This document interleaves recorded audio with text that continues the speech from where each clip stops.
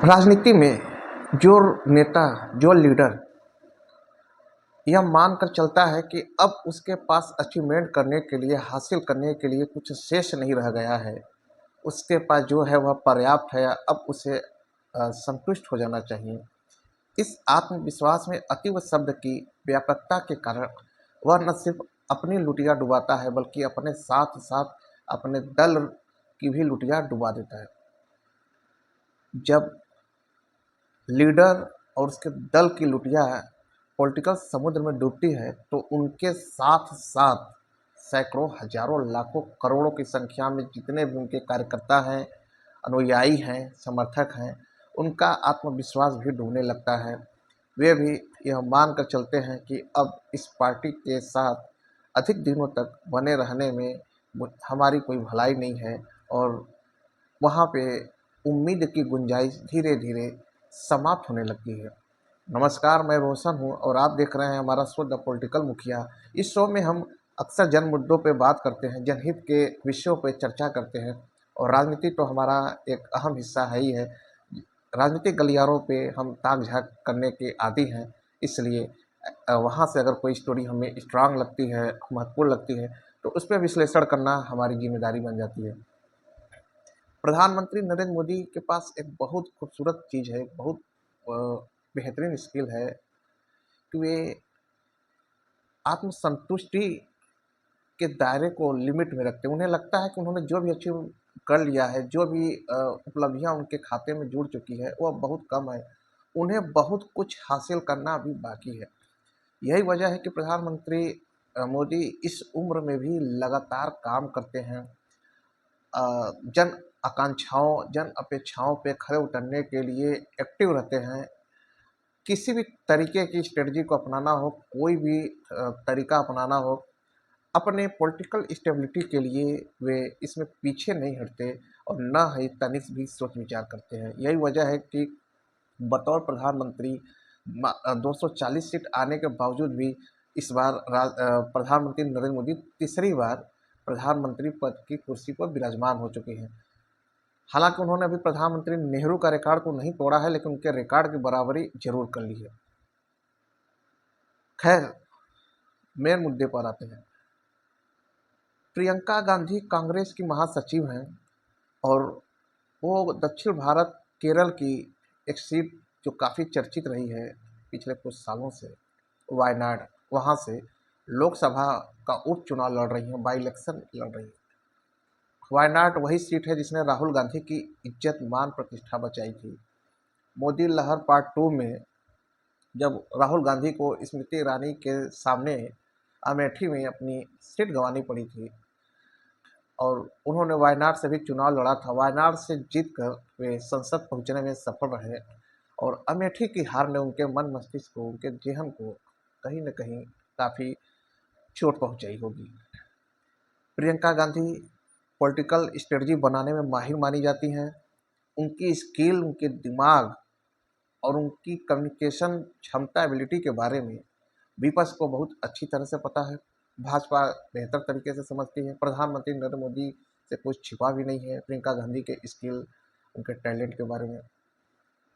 आपने देखा होगा, सुना होगा, कुछ दिनों पहले प्रधानमंत्री नरेंद्र मोदी बनारस में आए थे। वहाँ पर उन्होंने एक आई हॉस्पिटल का उद्घाटन किया और जनता के साथ संवाद किया।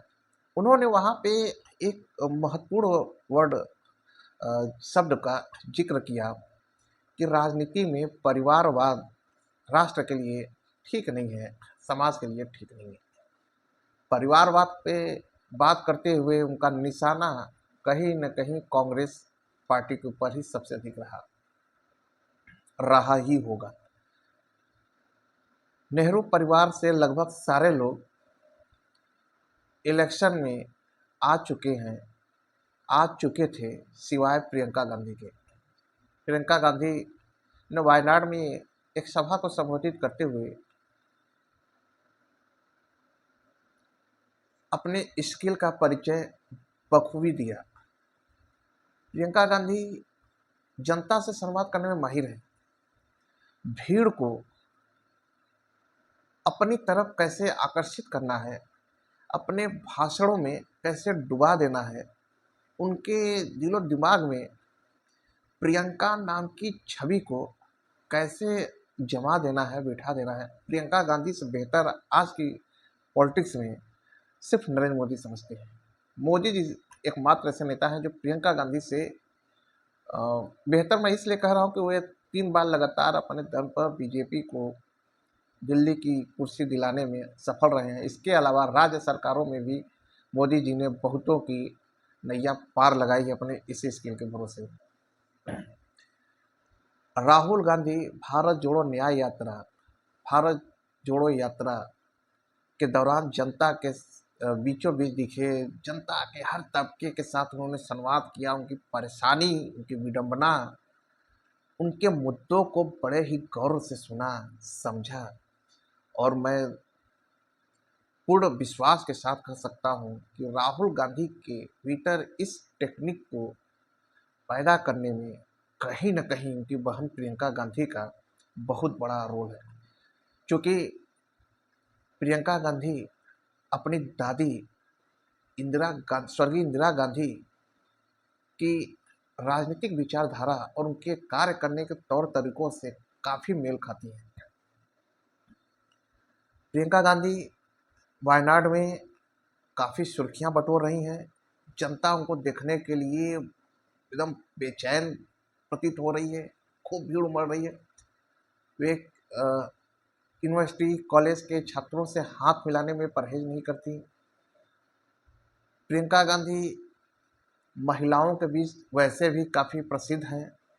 महिलाओं के साथ उनका संवाद काफ़ी मजबूत माना जाता है।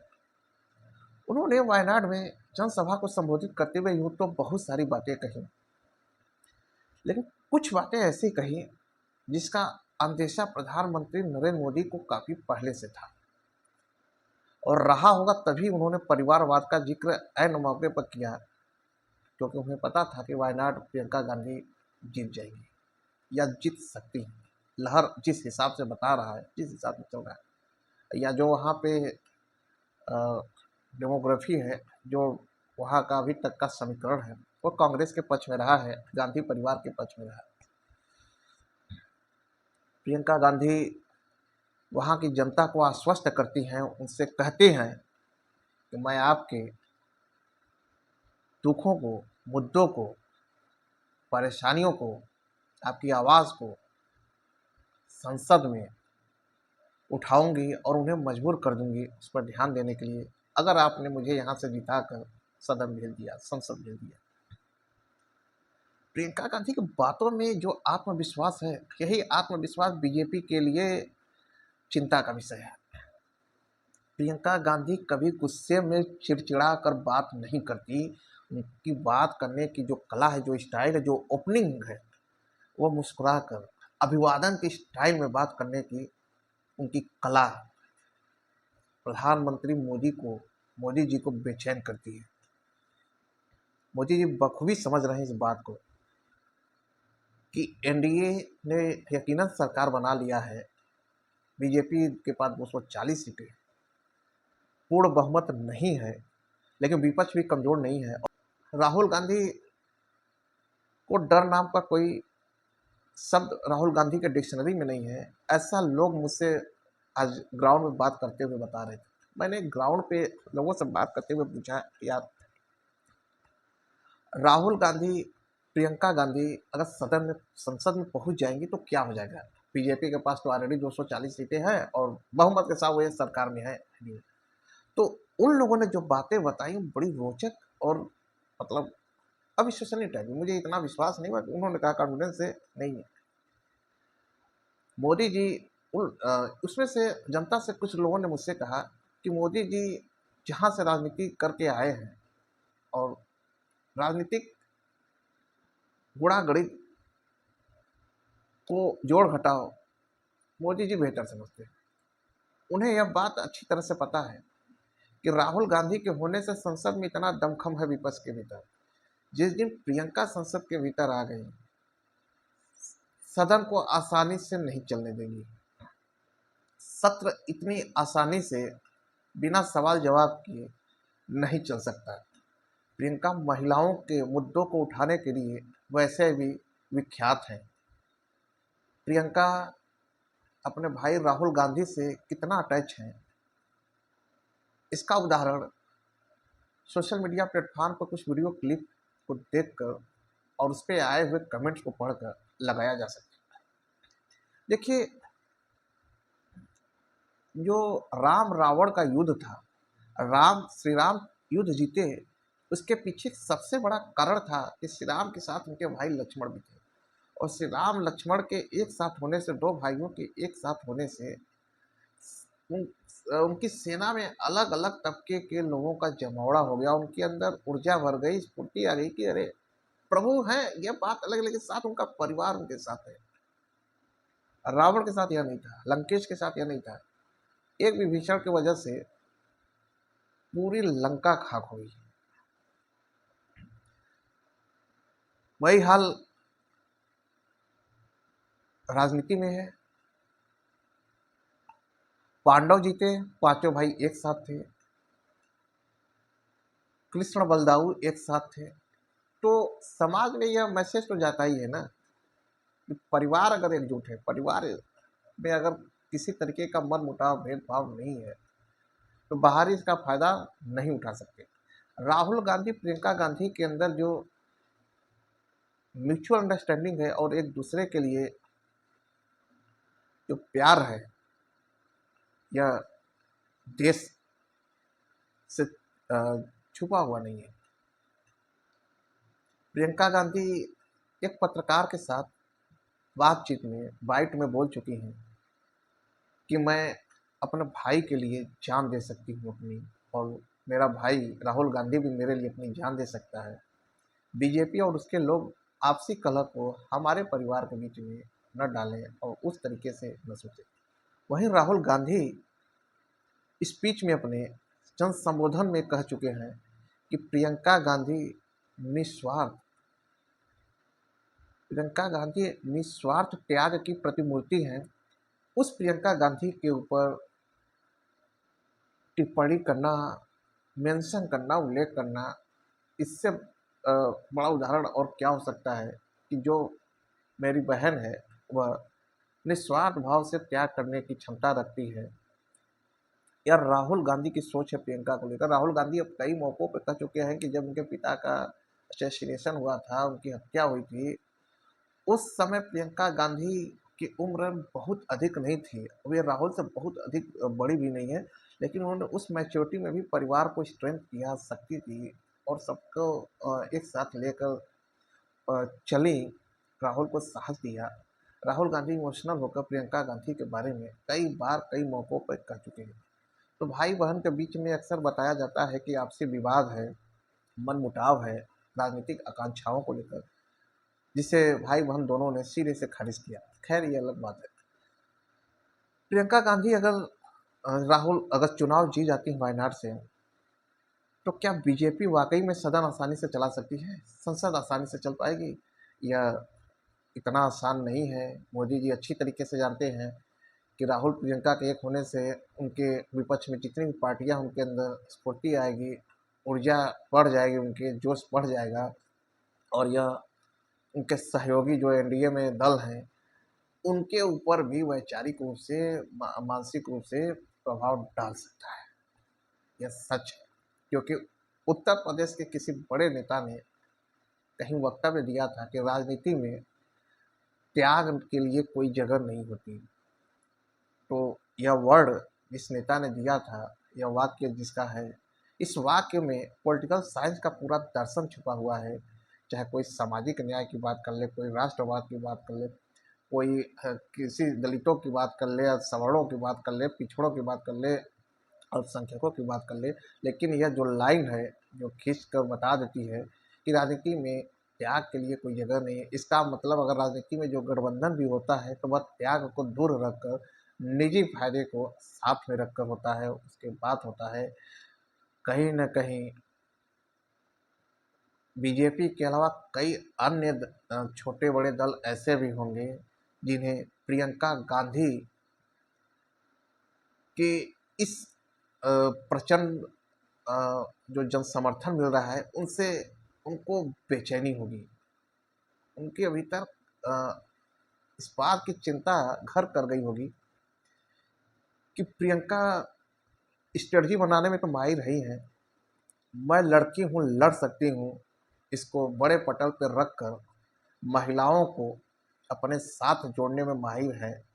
प्रियंका 40% आबादी जिन्हें महिलाओं की आबादी के रूप में देखा जाता है, उसके लिए, उसके हक अधिकार के लिए बोलने के लिए जानी जाती हैं और महिलाओं के बीच में जाकर कहती हैं कि राजनीति में महिलाओं का वर्चस्व कम है, महिलाओं की भागीदारी कम है, इसलिए महिलाओं के मुद्दों पे, उनकी चिंताओं पे बात करने वाला न के बराबर है। अगर मैं जीत जाती हूँ तो महिलाओं की आवाज़ बनूंगी, महिलाओं की मुद्दों को ऊपर ले जाऊंगी, महिलाओं की जन भागीदारी बढ़ेगी, पॉलिटिकल भागीदारी बढ़ेगी।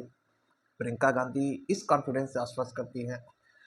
तो महिलाओं का रुझान उनकी तरफ होना कोई मैं नहीं समझता कि बड़ी बात होगी। एक महिला दूसरे महिला के विश्वास पे बहुत जल्दी अ, विश्वास कर लेती है। प्रियंका गांधी वैसे भी जमीन पे काम करने वाली राजनीतिक सलाहकार रही हैं, असली मायने में राजनीति की चाणक्य रही हैं। कांग्रेस अगर आज 99-100 सीटों के साथ संसद में बैठी है तो उसके पीछे राहुल प्रियंका का बहुत बड़ा योगदान है। राहुल गांधी की भारत जोड़ो यात्रा, भारत जोड़ो न्याय यात्रा की वजह से जो देश भर में सहानुभूति मिली, देश भर में एक जन समर्थन मिला, उसका फायदा इंडिया गठबंधन के बाकी दलों को भी हुआ। जाहिर सी बात है, जाति का समीकरण अपनी अलग जगह है, लेकिन उस जाति का समीकरण तो 2019 में भी था, जाति का समीकरण 2014 में भी था, लेकिन इस बार सीधे तौर पे भारत जोड़ो न्याय यात्रा और भारत जोड़ो यात्रा, या दो यात्राओं ने विपक्ष को अमृत कलश दिया। बीजेपी के अमृत काल में संजीवनी दी, और यह संजीवनी के पीछे राहुल प्रियंका की जोड़ी का बहुत बड़ा रोल है। ये सब बातें मैं अपने तरफ से नहीं बोल रहा, यह ग्राउंड पे जाकर 20 लोगों से आप बात करेंगे तो सबकी अपनी अपनी जो विचारधारा है, जो अपनी अपनी राय है, मशवरे हैं, उनको एक माले में गुंथ कर इस शो में बताना पड़ता है। कुछ लोगों का यह भी मानना है कि प्रियंका गांधी को बहुत पहले ही इलेक्शन लड़ लेना चाहिए था। अगर यूपी में प्रियंका गांधी, जैसे कि पिछले 10 साल से अनुमान लगाया जा रहा था कि वे चुनाव लड़ सकती हैं, अगर 10 सालों के भीतर प्रियंका गांधी अगर यूपी में चुनाव लड़ी होती तो शायद आज कांग्रेस का जो हाल है वो कुछ और होता। उत्तर प्रदेश में जमीन पे कांग्रेस खत्म हुई, पीछे चली गई। उसके पीछे का भी सबसे बड़ा कारण है कि उसे यह बात समझ में नहीं आई कि राजनीति में त्याग के लिए कोई जगह नहीं होती। कांग्रेस तुष्टीकरण की राजनीति का शिकार हो गई, आत्मविश्वास की राजनीति का शिकार हो गई। उसे यह लगता था कि उसने जो जनहित के लिए, विकास के लिए कार्य किए हैं, कल्याण के लिए कार्य किए हैं, जनता उसी के दम पर उसे पुनः सत्ता में वापस लाएगी। उसे यह नहीं पता था कि राजनीति का दांव पेच अलग होता है। यहाँ आरोप प्रत्यारोप, दोषारोपण का भी खेल बहुत काम करता है सत्ता दिलाने में। प्रचार तंत्र मजबूत है और डिजिटल ज़माने में तो इसकी मजबूती से सत्ता को बहुत बेहतर तरीके से पाया जा सकता है। इन सब टेक्निक से कांग्रेस, ट्रिक से कांग्रेस नावाकिफ थी। बस आत्मविश्वास के कारण, अभी जिसकी ओपनिंग लाइन में मैंने बोला था अपने, प्रियंका के आ जाने से अगर प्रियंका गांधी जीत कर सदन में चली जा रही है, संसद में चली जा रही हैं, तो राहुल प्रियंका लोकसभा में, उनकी माता जी राज्यसभा में, इन 3 लोगों को एक साथ आ जाने से जनता के मुद्दों पर विपक्ष की आवाज़ को और मजबूती से उठाने से सिर्फ बीजेपी को परेशानी होना लाजमी नहीं है, बल्कि कहीं न कहीं सहयोगी दलों के कुछ नेताओं को भी दिक्कत हो सकती है। उन्हें इस बात का अंदेशा है कि कहीं कांग्रेस पुनः राज्यों में खुद को रिवाइव न कर जाए, क्योंकि जनता वहीं पे जाती है, जमहूरियत उसी के पास अपना आशीर्वाद देती है जहां का लीडरशिप मजबूत हो, जिसके अंदर उम्मीद दिखती हो। प्रियंका गांधी बोलने में बहुत माहिर हैं। प्रियंका गांधी के बारे में सबसे ज़बरदस्त स्टेटमेंट अगर किसी ने दिया है तो शशि थरूर ने दिया है। शशि थरूर ने कहा कि प्रियंका एक राजनेता की तरह बात नहीं करती, एक राजनेत्री की तरह बात नहीं करती।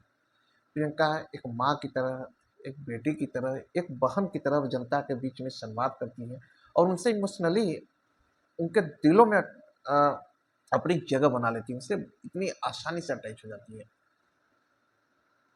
तो इन तीन लोगों के कारण यकीनन प्रधानमंत्री मोदी जी के दिमाग में परिवारवाद शब्द घर किया होगा।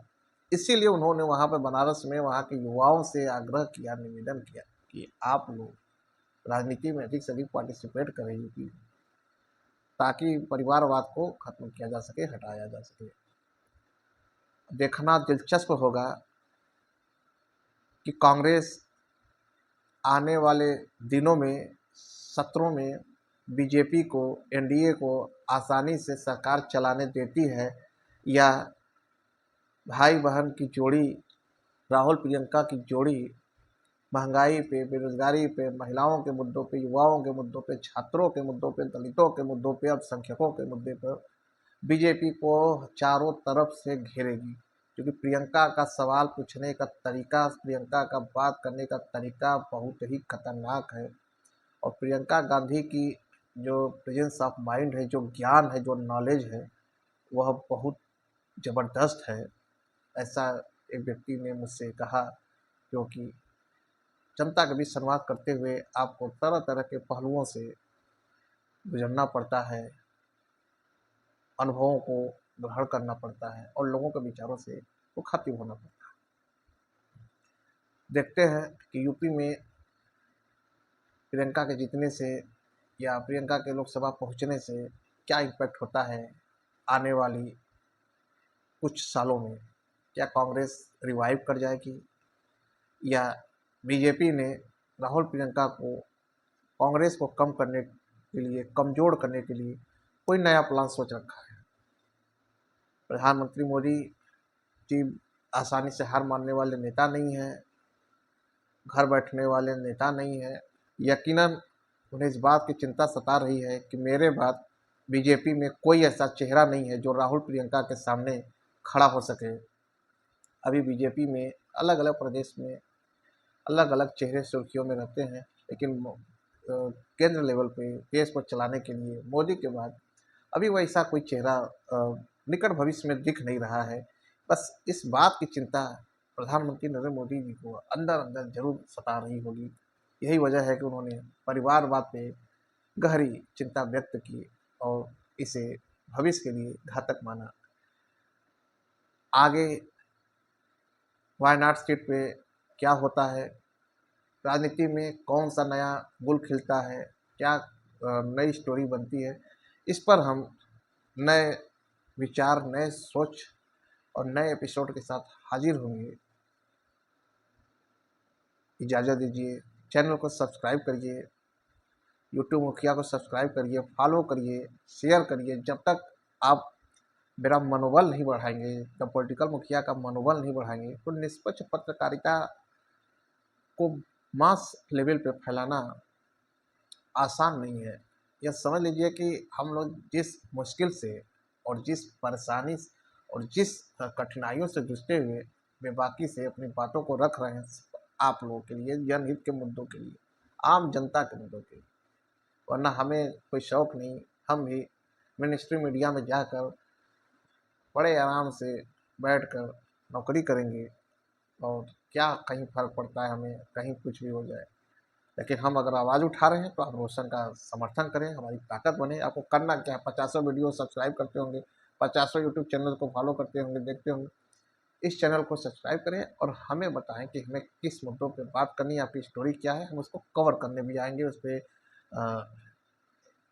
लंबी बहस करेंगे, एक्सपर्ट की राय जानेंगे और उसे बड़े अधिकारी, बड़े नेताओं, सरकारों तक पहुंचाने का प्रयास करेंगे। अभी के लिए दीजिए इजाज़त। मैं रोशन, पॉलिटिकल मुखिया से। आदाब, नमस्कार।